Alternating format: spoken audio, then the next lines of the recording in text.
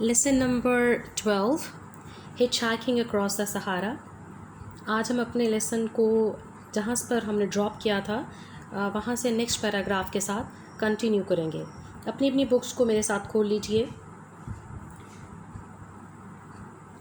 It was on this formidable type of transport that he was to continue his Sahara journey.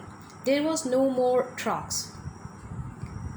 Bellingham arranged for one of his most educated pupils, a young Turk noble named Bubakar, to act as a guide for the first few days of the 1280 kilometers journey from Tabriz to Timbuktu. The start was made at dawn. Bubakar and Christopher each on a camel, with a third carrying Christopher's supplies. It would probably be 2 or 3 weeks before the next village was reached, so it was essential for him to take enough food and drink to last that time. Out in the burning desert, there are no villages to turn to if food runs short. यही खौफनाक किस्म की सवारी थी, ठीक है, जिस पर उन्होंने अपना सहारा का सफ़र जारी रखा क्योंकि अब मज़ीद ट्रक वगैरह नहीं थे। अब क्या खौफनाक सवारी थी? पिछले पैराग्राफ्स में हमने देखा कि क्रिस्टोफर ने कैमल जो है वो उस पर सवारी करना सीख रहा था वो, और 2-4 दफ़ा वो गिरा भी उसके ऊपर से, लेकिन अब क्रिस्टोफर के लिए खौफनाक है। अब यहाँ पर मज़ीद ट्रक या कोई और ऐसी गाड़ी नहीं है जो उनको आगे लेके जा सके, लिहाजा अब इन्हें इसी पर सफ़र करना था। प्रोफेसर साहब ने अपने बहुत ही पढ़े लिखे शागिर्दों में से एक का इंतज़ाम किया जिसका नाम था बूबकर, ठीक है। इस नौजवान टवर का आलिशान नाम था, ठीक है, और तमरस से टम्बकटू तक 1280 किलोमीटर के सफ़र के पहले चंद दिनों में इस नौजवान ने बतौर रहनुमा काम करना था, ठीक है। उसने गाइड करना था कि टिम्बकटू तक जाते वक्त कौन कौन सा रास्ता अख्तियार करना चाहिए और कौन कौन से इंतज़ाम रास्ते के लिए करने चाहिए। सुबह सवेरे उन्होंने सफ़र का आगाज़ किया, ठीक है। बूबकर और क्रिस्टोफर दोनों अलग अलग ऊँटों पर सवार हो गए, जबकि तीसरे ऊँट पर क्रिस्टोफर का खाने पीने का सामान जो है वो लदा हुआ था। अगले गांव पहुंचने में ग़ालिबन 2 या 3 हफ़्ते लग जाते, ठीक है, क्योंकि काफ़ी सफ़र था यहाँ से अगले गांव तक। चुनांचे उसके लिए ज़रूरी था कि वो खाने पीने का इतना सामान ले जाएं कि जब तक वो वहाँ पहुँचे तब तक वो बाकी रहे। इसलिए उन्होंने एक जो ऊँट है वो उसके लिए मुख्तस कर दिया कि इसमें हम खाने पीने का सामान रखेंगे। दूर तपते सहरा में कोई गांव नहीं थे कि खुराक कम पड़ जाने की सूरत में इनका रुख किया जाता, ठीक है। तो उन्हें खुराक की बहुत ज़्यादा ज़रूरत थी और बहुत ज़्यादा खुराक की ज़रूरत थी। The most difficult and dangerous stage of the journey now had to be endured. It began when Christopher was handed over by the leader of a big caravan to a small group who were willing to go to Kidal, about 560 kilometers from Timbuktu. The little party, 2 Turks, a slave, and Christopher, began by setting out to find a well which was on their route in order to replenish their water bags. They reached it at last and it was bone dry. अब सफ़र के मुश्किल और ख़तरनाक तरीन मराहिल को बर्दाश्त करना था, ठीक है, और ये इस वक्त शुरू हुआ जब बड़े काफ़िले के सरदार ने क्रिस्टोफर को एक छोटे से ग्रोह के हवाले कर दिया जो कि डाल की तरफ जाने का इरादा रखता था, जो कि टम्बकटू से 560 किलोमीटर के फासले पर है, ठीक है। इस छोटे से ग्रोह ने, जिसमें 2 टवर्क, एक गुलाम और क्रिस्टोफर थे, इस कुएं को ढूंढ निकालने के लिए सफ़र शुरू कर दिया जो कि रास्ते में पड़ता था। अब आपको पता है यहाँ पर सबसे जो बड़ा मसला है वो पानी का है, कि पानी नहीं मिलता। और इसके कंपैरिजन में अगर हम पिछली जगहों को देखें तो कुछ जगह ऐसी हैं जो टोटली ड्राई थी और कुछ ऐसी थी जहाँ पर लगता था कि ये सहरा का हिस्सा ही नहीं है, पानी बेपनाह, दरख्त, फूल, बूटे और परिंदे भी इवन वहाँ पर थे, तो वो डिफरेंट जगह थी। लेकिन ज़रूरी नहीं था कि अब ये जहाँ जहाँ जाते वहाँ पर पानी मौजूद होता, तो पानी को ढूंढना एक बहुत बड़ा टास्क था उनके लिए। इस कुएं को ढूंढने के लिए उन्होंने सफ़र का आगाज़ किया, जो कि रास्ते में पड़ता था। ठीक है, वहाँ उन्होंने अपने जो पानी के बैग्स थे उनको दोबारा भरने लगे और वो आखिर का इस तक पहुँच गए, लेकिन ये बिल्कुल खुश्क पड़ा हुआ था। अब ये एक बहुत खौफनाक सा मंज़र है कि जहाँ वो पानी लेने के लिए जा रहे हैं वहाँ पे पानी मौजूद नहीं है। There was only one tin of food left in Christopher's pack, and the four of them shared the beans it contained. He guides carried no food at all, and very little water. By the time darkness came, Christopher's water supply was down to 1 liter. At this point, 20 large vultures were discovered, and these stood watching the travelers with interest, making up their minds whether they wanted white or dark meat for the meal. They were sure they would soon be eating. Christopher के सामान में सिर्फ एक डिब्बा खुराक का रह गया था। अब ये 4 बंदे मौजूद हैं उस डिब्बे के अंदर। फलियां हैं जो उन्होंने सब ने ही शेयर करके खाई, और इसके जो गाइड्स हैं उनके पास बिल्कुल भी खाने के लिए कोई चीज़ नहीं थी, और पानी भी बहुत थोड़ा सा बच गया था। अब अंधेरा छाने लगा, रात का वक्त होने लगा, और क्रिस्टोफर के पास पानी का ज़ख़ीरा कम होकर तकरीबन 1 लीटर रह गया। ठीक है, अब जैसे ही गर्मी ज़्यादा होती है तो प्यास भी ज़्यादा लगती है, तो पानी की ज़रूरत भी बढ़ने लगती है। अब वो खाने को तो चलो 2-4 बीन्स वो सब लोगों ने शेयर करके खा लिए, पानी का जो है वो अब क्या करेंगे, काफ़ी जो मसला है वो बढ़ रहा है पानी का। इस मरहले पर 20 बड़े गिद्ध दिखाई दिए। ठीक है, और वो बड़ी ही ललचाई हुई नज़रों से उनको देख रहे थे, और उनको लग रहा था कि ये जो मुसाफिर यहाँ पे आए हुए हैं ये गिर जाएंगे, मर जाएंगे, तो गिद्ध इनको जो है वो खाएंगे। ठीक है, नोच नोच के इनकी बोटियाँ खाएंगे। लेकिन क्रिस्टोफर को ये लग रहा था कि जैसे वो प्लान कर रहे हैं गिद्ध कि उन्हें कौन सा मीट खाना है, ब्लैक वाला या वाइट वाला। ठीक है, क्योंकि यहाँ पर ये जो है क्रिस्टोफर के साथ लोग वो डिफरेंट कंप्लेक्शन के हैं। ठीक है जी। The vultures were to be disappointed. The 4 men went to sleep early, a desert custom. When travelers are hungry or thirsty, the next morning were still alive. They had just enough water left to make. Okay, अब यहाँ पर ये है कि गिद्धों को बड़ा मायूस होना पड़ा, क्योंकि चारों आदमी जो है वो जल्दी सो गए, और ये अब इनको भूख भी लगी हुई है, प्यास भी लगी हुई है, तो क्या कर सकते हैं, ना पानी है ना खुराक है। तो ये सुबह ये जो है वो सोने के लिए चले गए, और जब ये सुबह उठे तो ये ज़िंदा थे, इसलिए गिद्ध जो है वो इन्हें खा नहीं सकते थे, तो गिद्धों को काफ़ी मायूसी का सामना करना पड़ा।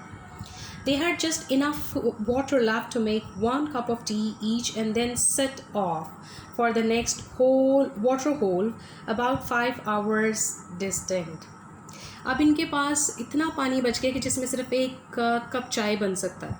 ठीक है, और अब इन्हें क्या करना है कि अगर ये चाहते हैं कि अगले पानी का जो कुआं है वहाँ तक पहुँचा जाए, तो वहाँ तक पहुँचने के लिए इन्हें तकरीबन 5 घंटे लगेंगे। तो ये एक और खाली पेट और प्यास के साथ जो है वहाँ तक पहुँचना भी कोई आसान काम नहीं है। When they reached it, just before the hottest part of the day, they found that their stew, like the previous hole, was completely dry.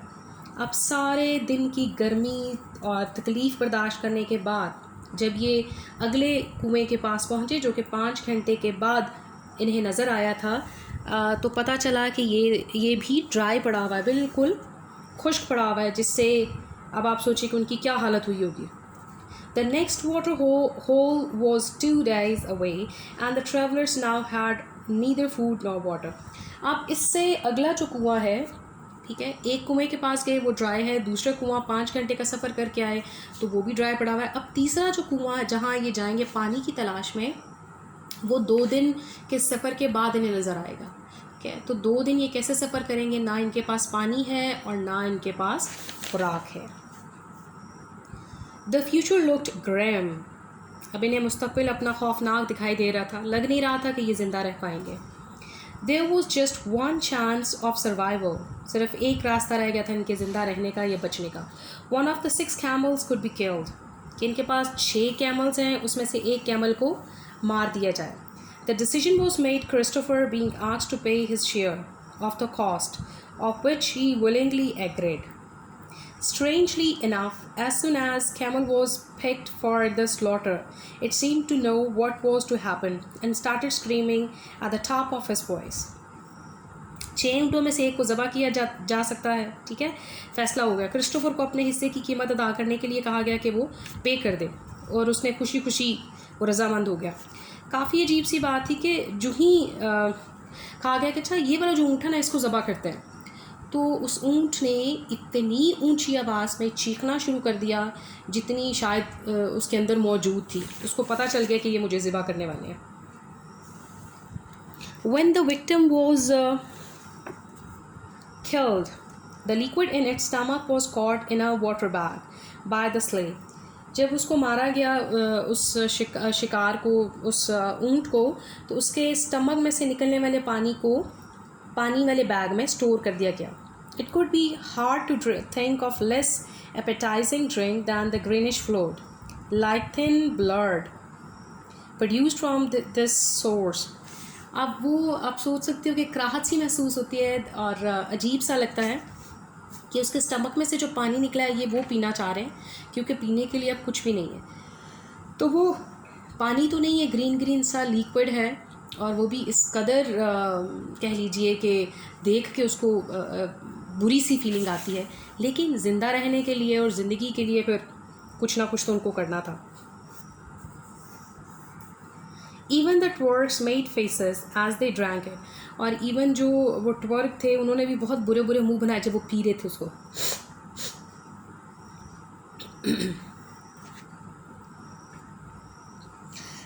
Christopher could not tackle it. Christopher तो इसको पी नहीं सका, बिल्कुल भी उससे निमट नहीं सका। Parched through he was, though he was, बेचारा बहुत प्यासा था। Until he had boiled it. उसने क्या किया कि इसको उबाल लिया, इस लिक्विड को, ताकि वो थोड़ा साफ़ हो जाए। And even then he had to hold his nose while he drank it. उसके बावजूद भी क्रिस्टोफर का दिल बहुत ख़राब हो रहा था। उसने अपनी नाक को पकड़ के और इस तरह से पिया जैसे कोई जहर पीता है, ठीक है, लेकिन उन्हें लिक्विड की ज़रूरत थी, अदरवाइज़ वो चारों के चारों मर जाते। Somehow he got it down. किसी ना किसी तरह से उसने उसको हलक से नीचे उतार लिया। Together with the camel's flesh, the unappetizing liquid kept them going to another 2 days. अब उन्होंने जो कैमल का गोश्त था उसको भी पका के खाया, और उसका जो लिक्विड उसके अंदर से निकला उसको उन्होंने पी लिया। इस तरह से वो अगले 2 दिन इस काबिल हो गए कि वो सफ़र कर पाएँ। अदरवाइज़ उनके लिए सफ़र एक तरह का कह लीजिए नामुमकिन ही था कि वो सफ़र कर पाते या उनके लिए सफ़र मुमकिन होता। The region through which they were passing was known as the land of thirst and death. जिस इलाके से वो गुज़र रहे थे इस इलाके को कहा जाता है प्यास और मौत की सरज़मीन या वादी। And the name was well chosen, और इसका नाम वाकई बिल्कुल ठीक रखा गया था, ठीक है ना। ना वहाँ पे कोई खुराक का इंतज़ाम है, ना पानी का इंतज़ाम है, ना कोई शेड है, ना कुछ है, तो वहाँ पर तो मौत है, और भूख और प्यास और मौत वहाँ पर नाच रही थी। It was an area notorious for sandstorms as well as for dried up water holes. Christopher soon experienced one of them. यहाँ पर ये जो जगह है ये बदनाम थी कि यहाँ पर रेत के तूफ़ान बहुत ज़्यादा आते हैं, ठीक है, और जब तूफ़ान आएगा तो बचना बहुत मुश्किल है। कोई ऐसी जगह थोड़ी कि आप अपने छत के नीचे खड़े हो जाएंगे, किसी शेड के नीचे खड़े हो जाएंगे या कहीं और। जब हर तरफ सहरा ही सहरा है तो वो तूफ़ान आपको कहीं पे भी उठा के ले जाए, कुछ भी आपके साथ करे। दूसरा ये है कि ये जगह बदनाम थी इस चीज़ के लिए भी कि यहाँ पर जो वाटर होल्स हैं, कुएँ हैं, वो बिल्कुल खुश्क पड़े हुए हैं, यहाँ पे आपको पानी की एक बूंद भी नज़र नहीं आएगी। और क्रिस्टोफर ने इस बात का तजुर्बा बड़ा अच्छा किया था। Shortly after the midday stop on the following day, the camels all instinctively turned their off their course to the right, making for the nearest depression in the waste of sand. The reason presently became clear to Christopher as he gazed at the horizon. It was incredible. The dunes seemed to be on fire. The peaks were melting away, and the whole horizon was changing shape. Then, as it started to get dark, I heard a sound like wind blowing through the leaves of a tree. अगले दिन दोपहर को ठहरने के थोड़ी देर के बाद तमाम जो ऊँट थे उन्होंने अपना रास्ता दाएं तरफ मोड़ लिया, ठीक है, और रेत के मैदान में करीब तरीन गड्ढे की तरफ बढ़ने लगे। क्रिस्टोफर के सामने जो वजह है वो वाज़ह होने लगी, ठीक है, क्योंकि उसने ऊपर हॉरिज़न की तरफ देखा, उफ़क़ की तरफ देखा, और वो कहता है ये चीज़ नाकाबिल यकीन थी, लगता था कि रेत के टीले आग की लपेट में आ गए, ठीक है। टीलों की चोटियाँ पिघलती जा रही थी और तमाम उफ़क़ की शक्ल बदल रही थी। फिर जैसे ही तारीकी छाना शुरू हुई तो मुझे ऐसी आवाज़ सुनाई दी जैसे किसी दरख्त के पत्तों में से हवा गुजर रही हो, ठीक है। His companions made signs for him to hide himself behind his camel and cover his head. इसके साथियों ने इशारा किया क्रिस्टोफर को कि क्रिस्टोफर जो है वो अपने आप को ऊँट के पीछे छुपा ले, ठीक है, और अपने आप को मुकम्मल तौर पर अपने सर को ढांप ले। He did so, उसने ऐसा ही किया, but the force of the storm when it struck was too great to be avoided. लेकिन जूँ ही रेत का तूफ़ान आया तो वो इतना ज़ोर आवर था कि अपने आप को बचाना बहुत मुश्किल था। Even with the camel's body as the shade, और हता कि उसने अगर कैमल की बॉडी के पीछे भी अपने आप को छुपाया तो भी छुपाना मुश्किल था, उसको ढाल बनाना मुश्किल था। I could feel the impact of the wall of the sand when it came streaming along the earth. The wind found even the smallest opening in my clothes and the sounds like needles. कहता है कि रेत का तूफ़ान किस कदर ज़बरदस्त था कि जब वो मुझसे आके टकराया तो उसको यूँ महसूस हुआ जैसे उसके जिस्म के अंदर उसने छोटे छोटे से सुराख कर दिए हैं उसके कपड़ों में, और वो सुइयों की तरह रेत जो है उसकी बॉडी में चुभ रही थी। There was nothing else he could do but crouch down waiting for the storm to finish. अब उसने क्या किया कि उसके पास कोई और रीज़न नहीं है, वो सिर्फ इस सवाए इसके कि वो इंतज़ार करे कि तूफ़ान थम जाए और वो दुबक के बैठ गया नीचे ताकि किसी तरह से अपनी जान को बचा सके। While the sand steadily piled up on the top of him, और रेत क्या है, रेत उसके ऊपर आके उसके ऊपर इकट्ठी होती गई और जमा होती गई और उसके ऊपर रेत ने ढेर लगाना शुरू कर दिया। He found himself recalling a true story that just such a sandstorm many years earlier had completely buried a huge caravan of 1200 camels without leaving a trace of them.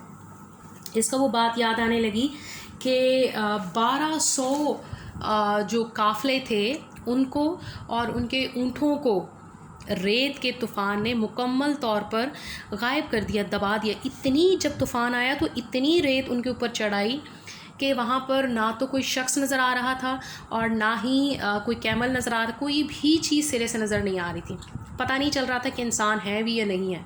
सो वो अब उसको खौफ आने लगा क्योंकि जिस जगह पे वो डर के बैठा हुआ है रेत उसके ऊपर भी जो तूफ़ान चल रहा है उसमें रेत उसके ऊपर चढ़ती चली जा रही है और यूँ लगता है कि थोड़ी देर में वो उसको छुपा देगी। Thank you very much. Next paragraphs के साथ हम नेक्स्ट वीडियो में मिलेंगे।